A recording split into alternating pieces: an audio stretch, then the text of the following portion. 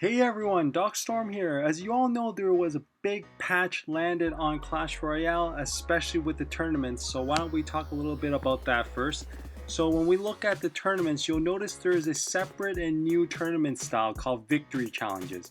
Now what Victory Challenges are is pretty much what you want to do is get 12 wins without losing 3 times. Now it doesn't mean 3 times in a row, it's any 3 times you lose. And again, if you look at it, the rules are the same with all tournaments, is according to the tournament rules. So you have two options here. The classic challenge is what I call the free to play style, and then also the grand challenge is for people that have a few extra dollars to spend. They can create grand challenges. Now, is grand challenges worth it? Well, let's take a look, right?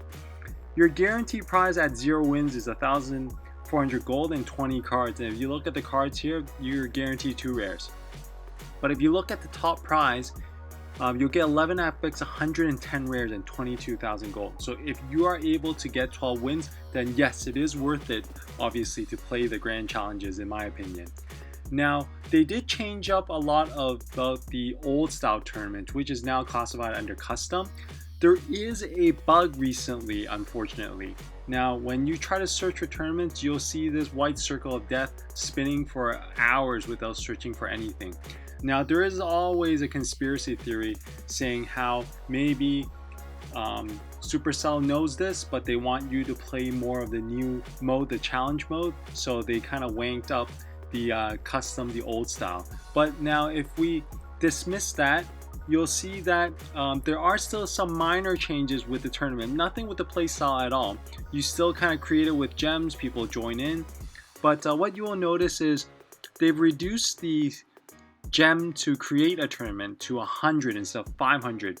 But you will also see that the capacity, the length, and the prep time is actually very different. Now they're not adjustable anymore. So whatever you buy is whatever you get, it seems like. So I don't know if, after you go into the tournament, these things change, but you're not allowed to change them at this point. So the capacity for the lowest chest, 100 gems, is 50, and 100, 200, and 1,000. So they did take out that 20,000 grand prize chest. Why I think they might have done that is I've heard online people did it to make money. They bought these chests and then they sold the top prize, like the first, second, and third place to people to make money out of these tournaments. So maybe that's one reason why, but who knows. But again, it doesn't really impact us.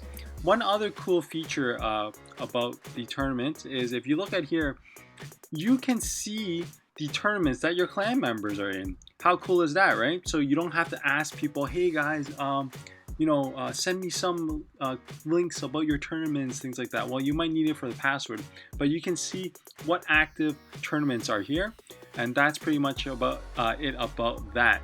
Oh, one more thing about tournaments is you can play in both tournaments. So you can actually play the victory challenges and the old-fashioned custom style at the same time. And for the challenge mode, because I guess you pay an entrance fee, when you finish your battle, so if you lose 3 times, you can actually open that chest immediately, so you don't have to wait that 3 to 4 hours like the old style tournament rules.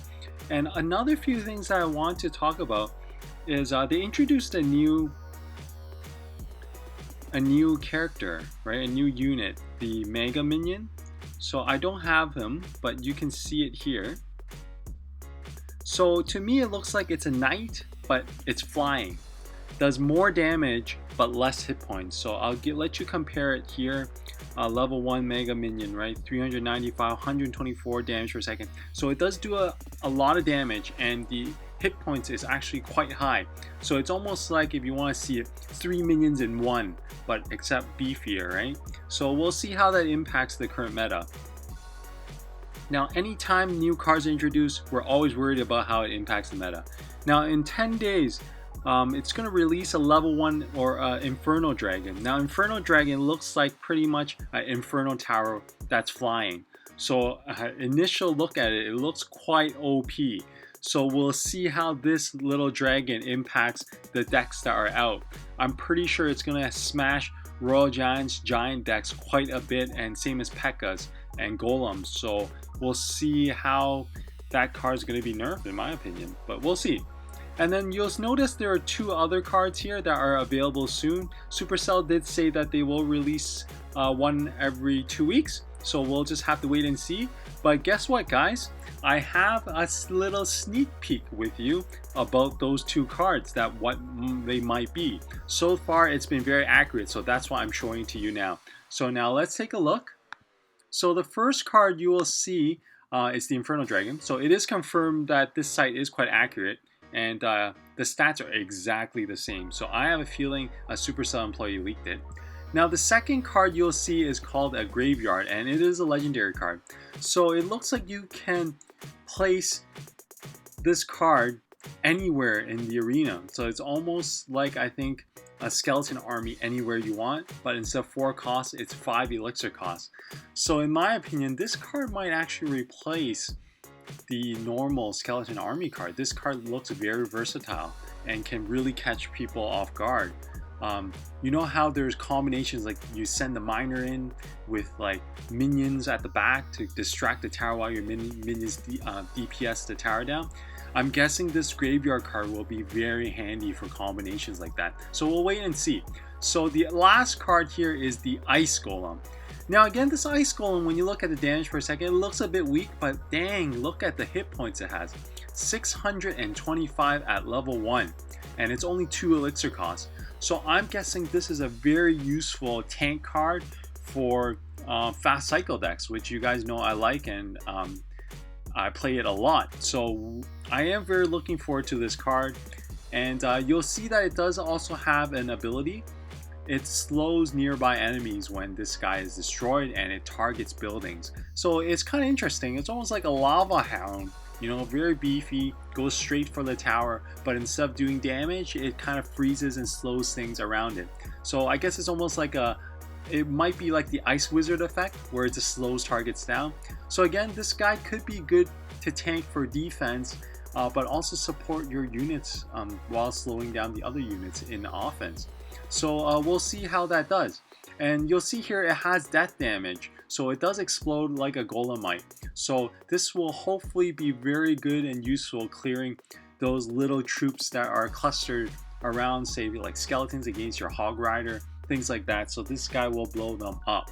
So we'll see how this guy will do. So again, I'm actually very excited for the cards coming up. If I were to rank my exciteness, I would say Inferno Dragon for sure, and also the Ice Golem. But the Inferno Dragon, because it is an epic, it is hard to get. But Supercell did make it easier for you guys to get legendaries. That's what they said. They're introducing epic chests that are dropped in any arena level, and they only drop epics, and also legendary chests, which is guaranteed to drop at least 1 legendary. And again, it is rare like your super magical chest, but you can get it in any arena. So good luck to everyone getting their legendary. And another cool thing that happened was there was a pack, a value pack offered to players. That well, I'm in Canada, so for $14 you can get, for me at least, a magical chest, 100,000 gold, and 1,200 gems.